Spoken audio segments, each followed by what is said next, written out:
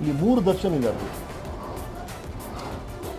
ಒಬ್ಬರು ನೆನ್ನೆ ದರ್ಶನ್ ಅಂದರೆ ನಮ್ಗೆ ಬಹಳ ಮಜಾ ಕೊಟ್ಟಂತಹ ಸೂಪರ್ ಸ್ಟಾರ್. ಅವರ ಚಿತ್ರಗಳು ಫ್ಯಾಂಟಾಸ್ಟಿಕ್ ದರ್ಶನ್. ನಾನು ವೀಕೆಂಡ್ ರಮೇಶ್ ಚೇರಲ್ಲಿ ಕೂತು ಆ ದರ್ಶನ್ ಒಬ್ಬರು, ಅವರು ನೆನ್ನೆಯ ದರ್ಶನ್ ಒಬ್ಬರಿದ್ದಾರೆ, ಇವತ್ತಿನ ದರ್ಶನ್ ಒಬ್ಬರಿದ್ದಾರೆ. ನಮ್ಮೆಲ್ಲರಿಗೂ ಸ್ವಲ್ಪ ಬೇಜಾರಾಗಿದೆ ಈ ಘಟನೆಯಿಂದ.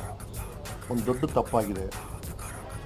ಆ ತಪ್ಪಿಗೆ ಆಗಬೇಕಾದಂಥ ಶಿಕ್ಷೆ, ಆ ತಪ್ಪನ್ನು ಯಾರು ಮಾಡಿದಾರೋ ಆ ವ್ಯಕ್ತಿಗೆ ಶಿಕ್ಷೆ ಆಗಲೇಬೇಕು ಅನ್ನೋದು ಕಾನೂನು, ಅದಾಗುತ್ತೆ.